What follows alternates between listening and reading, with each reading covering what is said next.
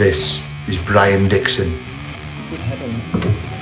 So this is the chapter hall. You're drinking them and all of a sudden, you're very sexy.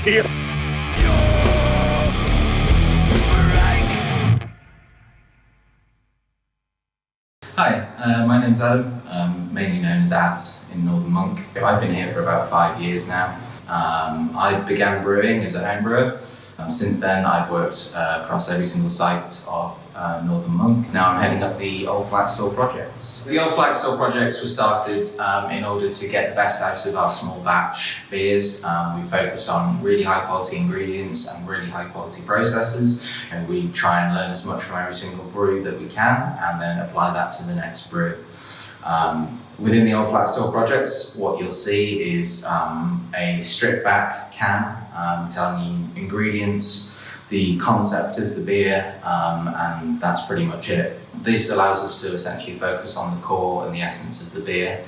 My heart has always been at the Flag Store. I like being able to kind of, sit down, plan the next 2 months of beers and kind of have free reign. And the Old Flag Store Projects is the ultimate personification of that.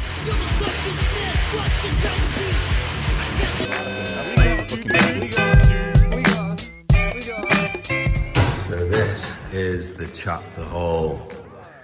Man, again, we've had some incredible times in here. Hop cities, dark cities. I got married here. At least 2 or 3 of the other staff members have got married here, so it holds a real special place in our heart, to be honest with you. Interesting fact, this building called Temple Works was once the biggest freestanding room in Europe, if not the world. They used to have sheep that grazed up there until one fell through. So there you go.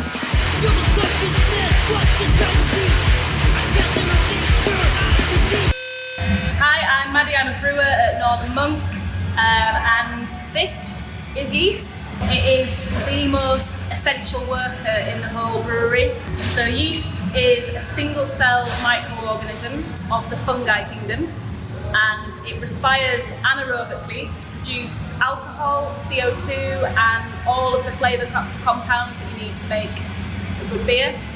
Super important. This is Brian Dixon. Many years ago we rambled solo through the Scottish Highlands, battling the North's biting winds and freezing rain. He was chilled to the bone, but even that was nothing compared to the ice-cold refreshment of Eternal, the North's most refreshing beer.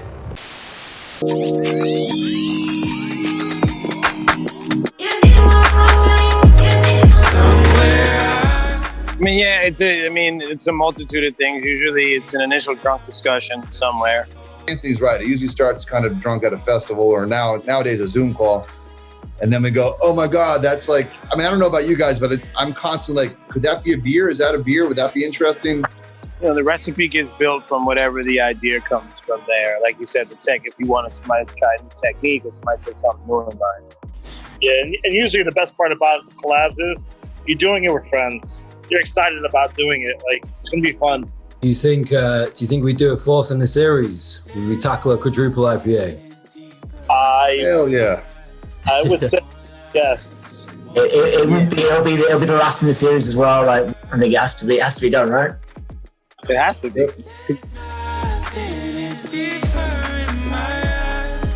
You reckon you could start a serious brewery in this day and age with putting beer into bottle that would get some traction? You could start it that way, but at some point to make it sustainable, you're going to have cans. If you're doing small batches here and there in bottles and, beer gets well recognized, you could start to build a following, but eventually it's going to have to move to cans. I think you kind of have to be like a Russian river of this world, right? And start at the right time and your liquid be fire. Like, I don't think there's any brewery in the world that can make beer and put like Comic Sans font on the front and it still be like best in class, man. You've covered most of the questions that have any sense behind them. Someone just wrote. Nonsensical. Now we're moving on to the nonsense questions. All right, do you want some nonsense question? No, I'm good. Give those to Will. I've got a good one here, right? You ready for this? Why am I sexy when I drink the beer, but have no self-esteem when I don't? That's a question. That's deep. That's sad. I know, right? Personal experience. Because those triples, they catch up eventually to you. You don't know they're triples, but you're drinking them, and all of a sudden, you're very sexy. Like, yeah. Sometimes you're invisible. Sometimes you lose your wallet, you know. Yeah, it all happens.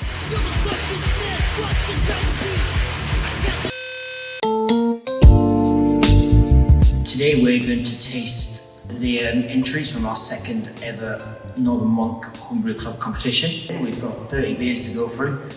We set up a team of 8 people. Criteria this time was an IPA in any style above the ABV of 6%. We're going to judge on appearance out of 5, on aroma out of 5, flavour out of 10, and we're also going to give 5 points for scalability. Refreshing or something to enjoy the late afternoon sun drinks. Good head on.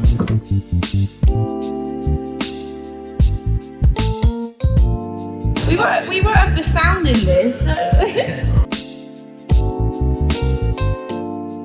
We've been arguing pretty hard for the last half hour between 2 or 3 beers, and we have picked a winner.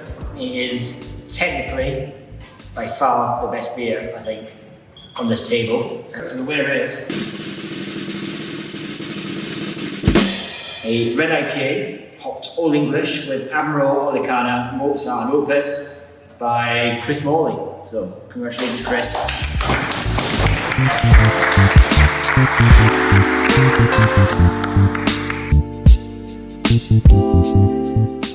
The guys always bust my butt when it comes to my internet. These guys murder me with my internet. As you cut out. That was amazing. That was amazing.